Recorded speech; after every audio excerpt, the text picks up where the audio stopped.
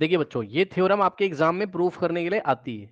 ठीक, first theorem है बच्चों, क्या कह रहा है आपसे, अ diagonal of a parallelogram divides it into two congruent triangle. ठीक, किसी पैरेललोग्राम की जो डायगोनल होती है वो उसको टू कॉन्ग्रुएंट ट्रायंगल में डिवाइड करती है। मतलब सर, ये देखिए बच्चों, ये आपके पास एक पैरेललोग्राम है।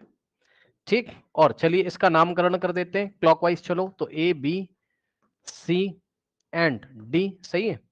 अब ध्यान देना बच्चों, इसमें एक डायगोनल बना लीजिए। सो डी से लेके बी तक ये एक डायगोनल है। इसके बाद ध्यान देना बच्चों, देखिए ध्यान दीजिए बच्चों, एक बात बताइए जरा, एक बात बताइए जरा, हमें प्रूफ करना है कि ये जो ऊपर वाला ट्राइंगल है, ये वाला ए बी डी और ये वाला, ये दोनों कॉन्ग्रुएंट है।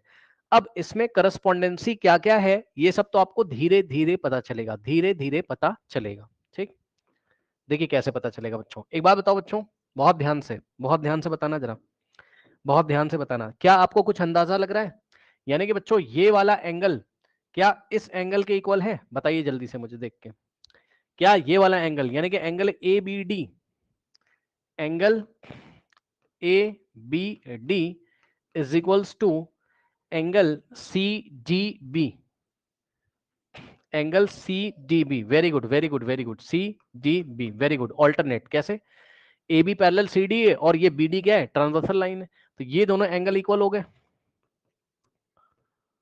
Alternate angles, very good. ठीक, और सुन लीजिए ध्यान से, इसके बाद बच्चों एक बात बताइए, ऊपर वाले ट्रायंगल, अब देखो आपको करस्पॉन्डेंसी भी समझ में आने लगेगी। ऊपर वाले ट्रायंगल का जो पॉइंट बी है वो नीचे वाले ट्रायंगल के पॉइंट डी के करस्पॉन्ड है, अंदाजा मिला। उसके बाद थोड़ा अंदाजा लेना पड़ता है, थोड़ा अंदाजा लेना पड़ता है बच्चों, थोड़ा अंदाजा लेना पड़ता है। और समझिए, देखिए अब बताइए बच्चों, ये वाला जो एंगल है, ये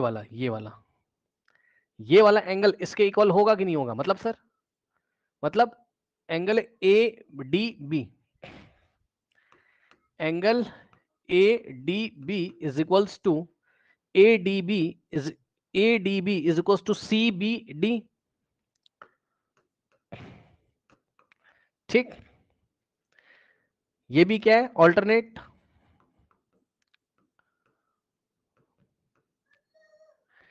अब सुन लेना बच्चों ध्यान से, सुन लेना ध्यान से, यहां थोड़ा गैप छोड़ दे रहे हैं, यहां थोड़ा गैप छोड़ दे रहे हैं। ठीक, क्यों, अभी पता चलेगा आपको। देखिए अंदाजा लग रहा होगा बच्चों कि ऊपर वाले ट्रायंगल का जो डी है वो नीचे वाले ट्रायंगल के बी के करस्पॉन्ड है। तो जो बच गया, ऊपर वाले ट्रायंगल में ए बच गया और नीचे वाले ट्रायंगल में सी बच गया, जो बच गया वो ऑटोमेटिकली क्या होगा, करस्पॉन्ड। यानी कि बच्चों हेडिंग क्या लगानी चाहिए, इन ट्रायंगल एबीडी, अगर यहां से एबीडी पकड़ ले हो तो यहां से आपको एबीडी, तो यहां से आपको क्या पकड़ना पड़ेगा, सीडीबी। तो क्या लिखना चाहिए हमें, in triangle ABD and triangle C D B, है ना। इन दोनों ट्रायंगल में बच्चों ध्यान से चेक कर लो भाई, इन दोनों ट्रायंगल में ये वाला एंगल इसके इक्वल, ये वाला इसके इक्वल। और सुनो, अब देख रहे हो आप, ये देखो यहां से ये एंगल मिलेगा, फिर ये साइड जो है बीडी, ऊपर वाले में बीडी है लेकिन नीचे वाले में डीबी नाम पड़ जाएगा इसका, तो एंगल साइड एंगल लग जाएगा। चेक कर लो भाई, ये वाला एंगल इस एंगल के इक्वल है, फिर बीडी दोनों में कॉमन आ रहा है, ऊपर वाले ट्रायंगल के लिए नाम पड़ेगा बीडी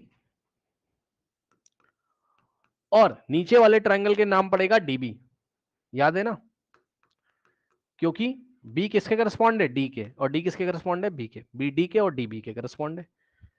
ठीक, कॉमन है।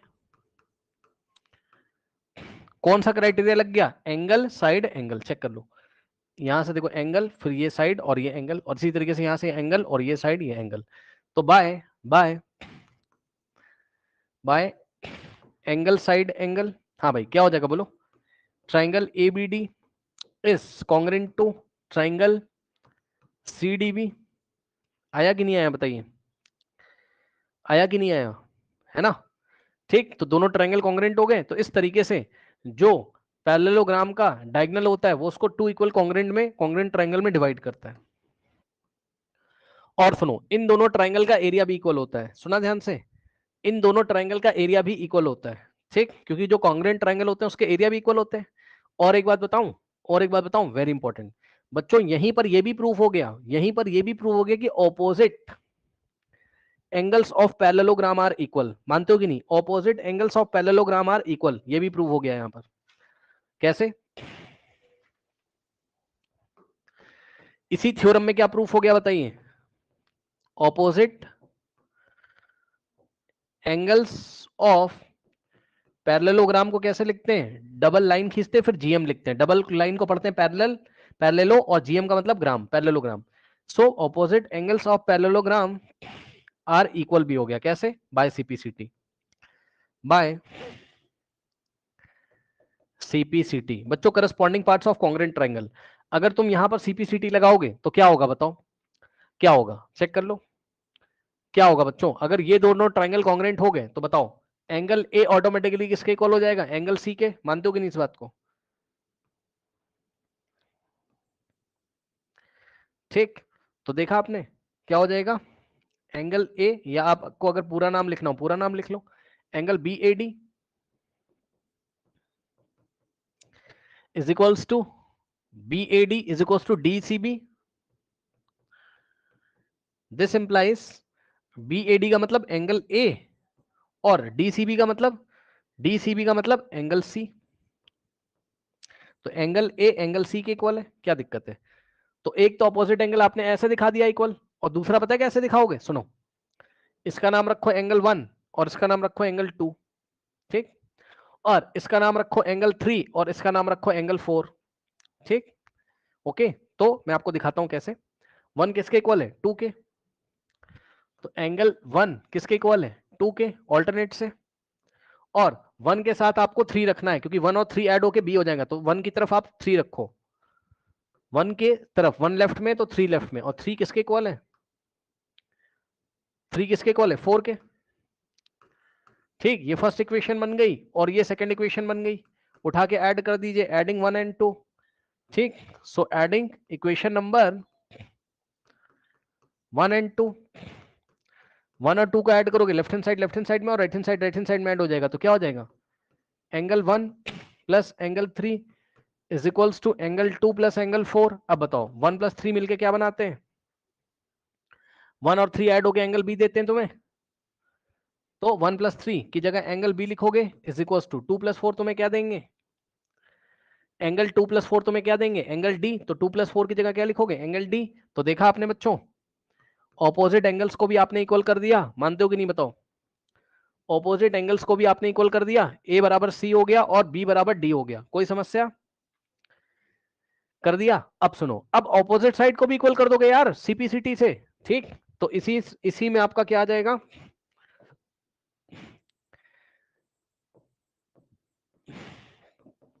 Opposite sides of parallelogram are equal भी प्रूफ हो गया। कैसे? बाय सीपीसीटी से। क्या प्रूफ किया था अभी आपने? चेक कर लो। Triangle ABD is congruent to CDB.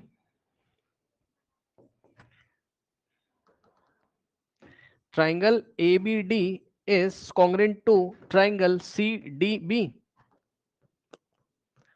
ठीक, चेक कर लो। Triangle ABD is congruent to triangle CDB. अब बाय सीपीसीटी लगा दीजिए, तो जब बाय सीपीसीटी आप लगाओगे तो बताओ क्या हो जाएगा? AB का लेंथ किसके इक्वल आएगा? CD के।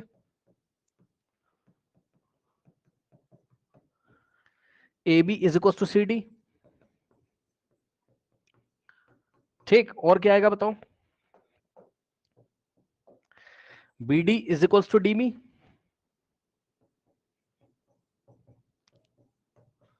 अब AB CD के इक्वल है, चेक कर लो, AB किसके इक्वल है? CD के। और AD is equal to BC आना चाहिए था यार। यस, यहां से आ जाएगा। AD इज इक्वल टू, इससे कोई मतलब नहीं है क्योंकि BD जो है वही DB है। तो यहां से देखो AD इज इक्वल टू क्या आ जाएगा? CB। AD is equal to CB, और इसी को बस देख लो, यही लाना था। अब CB लिखो BC लिखो बाद में, वो तो बात की बात है ना। तो देखो जरा, AD का लेंथ किसके इक्वल आ गया? CB के इक्वल आ गया, और इसी तरीके से AB का लेंथ CD के इक्वल आ गया। देखा? तो बच्चों एग्जाम में वो चाहे कुछ भी पूछे, एग्जाम में चाहे कुछ भी पूछे, चाहे वो ये पूछे आपसे थ्योरम में क्या कि opposite sides of parallelogram are equal proof करो, तब भी यही करोगे कि दोनों ट्रायंगल को कॉन्ग्रुएंट करके सीपीसीटी लगाओगे। चाहे वो आपसे क्या पूछे कि ऑपोजिट एंगल्स इक्वल दिखाओ, तब भी आप दोनों ट्रायंगल को कॉन्ग्रुएंट करके ठीक है, सीपीसीटी से ऑपोजिट एंगल दिखाओगे, फिर इसको 1 मानोगे, इसको 3, इसको 4, इसको 2, वो ऐड करके ऐसे करके दिखा दोगे तो ऑपोजिट एंगल इक्वल आ जाएंगे। तो सारी चीजें हमने प्रूफ कर दी हैं। ठीक, सारी चीजें हमने क्या करी हैं, प्रूफ कर दी हैं। ठीक है स्टूडेंट्स, यहां पर अपनी बुक में देख लीजिए, थ्योरम 8.1 प्रूफ कर दी, diagonal of a parallelogram divides into two congruent triangle.